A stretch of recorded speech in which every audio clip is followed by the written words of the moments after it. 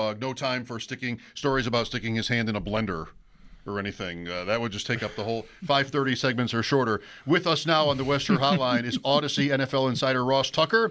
Insider Calls brought to you by Nationwide. For your insurance and financial needs, Nationwide is on your side. As much as we all enjoyed the snowblower story from last week. Sure, yeah. Ross, Bills 27, Jaguars 24 in one of several great games over the weekend. And it sounds to me that the media, the consensus out there is that Josh Allen just raised the bar again by his performance. He's my favorite player in the NFL. He's been my favorite player in the NFL for a while. He's so fun to watch, so entertaining, and I would say, for the most part, very clutch, and it was awesome. It's funny because I was on with Dan Patrick yesterday, and we were talking about Justin Herbert, and it struck me that there's a lot of similarities between Herbert and Josh Allen. They're both really big dudes. Right. I think Josh is probably a little bit thicker, but they're both like in the 6'5", 6'6", 240 range. Mm-hmm. They both have incredible arms. They're both tough as nails. They're both really good. It just seems like Josh is able to make the play late in more games than Herbert is. Now, you can obviously look at it and say Herbert has a better, Josh has a better O-line than Herbert. I get that, but Herbert might have better receivers right now than Josh. So you can go back and forth on that. But the point is it's like Herbert is Josh Allen light or store brand Josh Allen, but there's only one Josh Allen, and the cool thing for me is that he plays for, my favorite team that I played for, and that I know he's in a place where they truly, truly love him and appreciate him, which I think is amazing because, other cities would be tough. Other cities, I think there'd be a little bit more on him with them not breaking through to get to the Super Bowl. If he was in Philly or maybe Boston or New York. So, I don't know. I think it's a perfect match made in heaven. I mean, the 10-yard push was incredible. It just feels like, as much as anybody else in the league, it feels like he can will his team to victory a lot of times. Not always. Couldn't do it against the Eagles a few weeks ago, but a lot of times he can, and it's really, really special, really cool. It was awesome to watch. There have been a handful of games this year. The sacks were way up, and he has gotten hit a lot and hard. And this game in Jacksonville, he was in and out of the blue tent at least twice, if not three times, Ross. He got his head sat on, if not forearm smashed right before he got his head sat on, smashed his finger on one of his linemen's helmet, and then had his left knee hyperextended on top of the foot injury that we assume he's still nursing to some degree. Holy cow. And every time something like that happens, I'm watching going, oh, he'll be fine. Yeah. I don't mean to be so flippant about it and take it for granted, but I just think it would take like a bone sticking out of a leg for him to be taken out of a game. Maybe two. Yeah, maybe two. Well, so first of all, please, please, please, you guys and everybody listening, don't take it for granted because it's so special and it's so ridiculous. How many games has he missed? Has he missed any due to injury? When he was a rookie. But he's had a couple of injuries that might have kept a lot of guys out that he's played through. So he's got the streak going. Like he's chasing consecutive starts, right? That kind of thing. And he plays week 18, one snap. And all he ever says is, it's so funny when they ask him about injury, he'll say, we're good. Yep. We're good. Mm-hmm. So it's not even like I'm good. It's weird. Who's we, Josh? Won't take the question. He will not take the question. Doesn't want to talk about it. Ross, would you quickly, because we want to get to Denver, but would you put Trevor Lawrence in the Herbert bucket? How would you compare Lawrence? Because there was one play on Sunday, 4th and 2 at the 9, second quarter with the lead, and he went down. I mean, just lost his footing and fell. Right? He's 6'6", 240 on the number. Yeah, I think Trevor Lawrence had a really good year, and I'm excited to see what he does moving forward. But I would call him Justin Herbert light. It's like there's levels to it, and I think Lawrence is a little bit of a notch below Herbert, who's a notch below Josh. Would be how I would stack him up. But I think most people would. With Ross Tucker, and by the way, Insider Calls are brought to you by Nationwide. For your insurance and financial needs, Nationwide is on your side. How about the Broncos versus the Jaguars, Ross, as a matchup for the Bills? The line is about the same. The line last week moved toward Jacksonville, but the Bills the same 1.5 favorite they were early last week. Denver with the rest, the defense like Jacksonville has, rest home field short week. Sean Payton, if you want him. I don't know, like this. How would you compare these tests, Jaguars, Broncos? Similar. I think the Jaguars have the better team. Me too. I think the Jaguars showed they had the better team as opposed to the Broncos. What was that, a month ago, 3 weeks ago? It was the Sunday before Christmas. Yeah.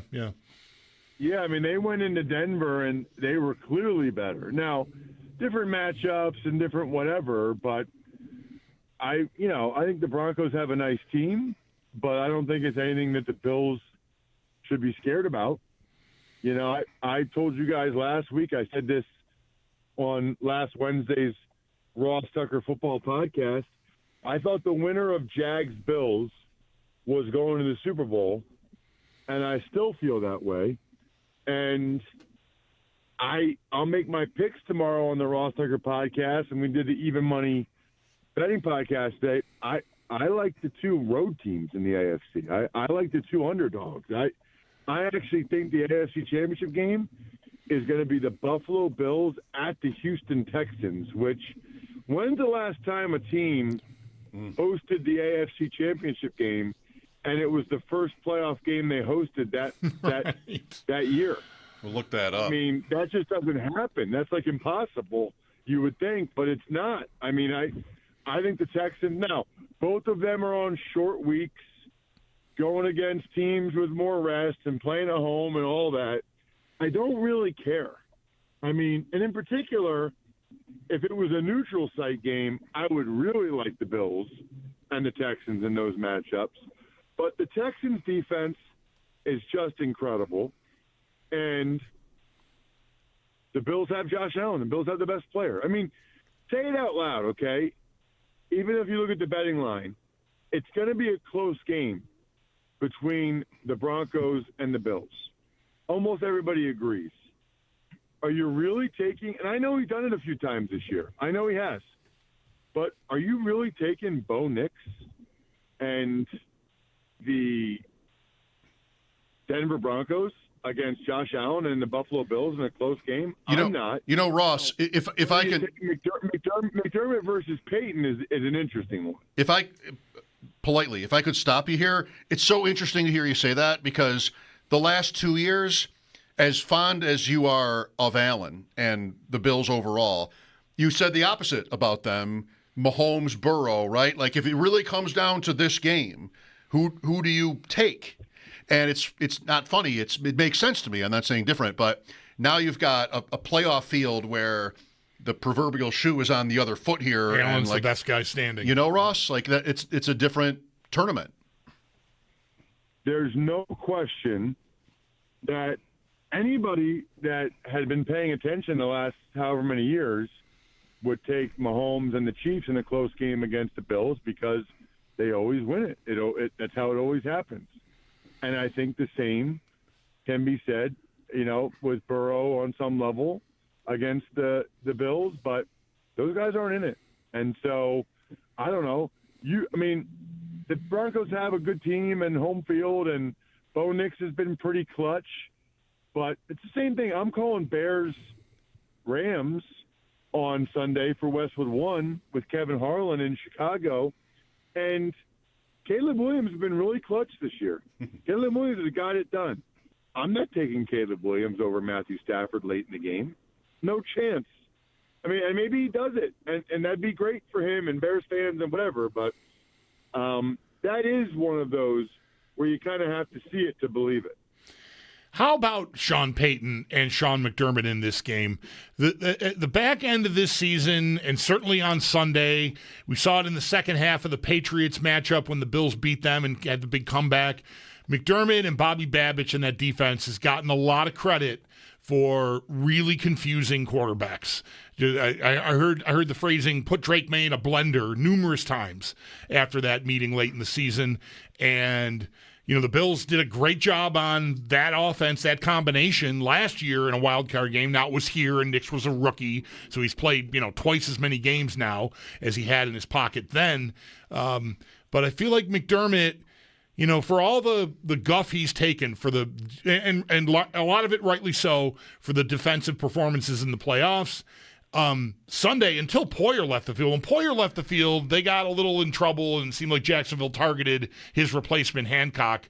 But the confusion on the coverages, which is a hard thing to decipher if you're just sitting in front of your TV like I am watching these games, but reading about it, this is a really intriguing coaching matchup, I think. Very intriguing. And it's funny because most of what the Chargers were saying after that game against the Patriots, and I saw where Dan Orlovsky said this, is they really couldn't tell what coverage the Patriots were even in the game on Sunday night, which bodes well, really well for the Patriots, that the Chargers couldn't tell what coverage they were in. And that's obviously what you're looking for.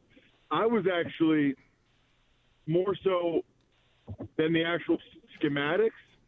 I was talking just more big picture, game management, clock management, when to be aggressive, when not. I find that part of it fascinating. Like you guys know on Tuesdays we record the Even Money betting podcast, and my co-host is a sports handicapper and professional bettor or whatever. He is adamant that it was absolutely the wrong decision for McDermott to score on first down there, down at the 1 yard line. I don't know how much you guys have talked about that. Oh yeah, a good amount. For the Bills, so people don't really care, but that I tend to agree with them. I mean, they're so good at the quarterback push play that I really thought on first down they should have pulled a Vrabel, as I call it, and intentionally not scored. Ross, nice seeing you on TV last night at the end. You got a little camera time. I got like 3 or 4 people that texted me that. I didn't know that. I didn't know it until I saw 3 or 4 people text me. How long was it? How did I look? Look great. I mean, really good. 5 seconds. You were interviewing a Texans player. That is awesome. Yeah, I was interviewing Christian Kirk. Out of nowhere. Yeah, out of nowhere, had 8 catches, 144 yards, Texans postseason franchise record. Oh, yeah. So, yeah, that was cool. It's funny because the director – it's funny, I didn't even think about this till right now, but the director of Monday Night Football is the director for Eagles preseason. So maybe he was doing me a solid. I need to find that video somewhere. You did well getting any camera time when it was all about watching Aaron Rodgers walk off to total silence by the crew. Like this was a hallowed sort of scene, and the one person I heard yell out from the crowd said, "Retire, Rodgers." Like he was really getting the love. Are you serious? Yeah, that's what I thought. I think I heard last night. That's funny. So I guess I love the sport. I love the history of it. It's kind of cool. I was there for Mike Tomlin's last game as a Steeler, Steelers head coach, and seemingly very likely Aaron Rodgers' last game as an NFL quarterback. I mean, that's pretty wild. That's a shame that he went out with a pick six, but so as you guys know, well, very, very few guys does it end with the fairy tale. It's just not It's not the nature of it. Brady left New England on a pick six, not Right. his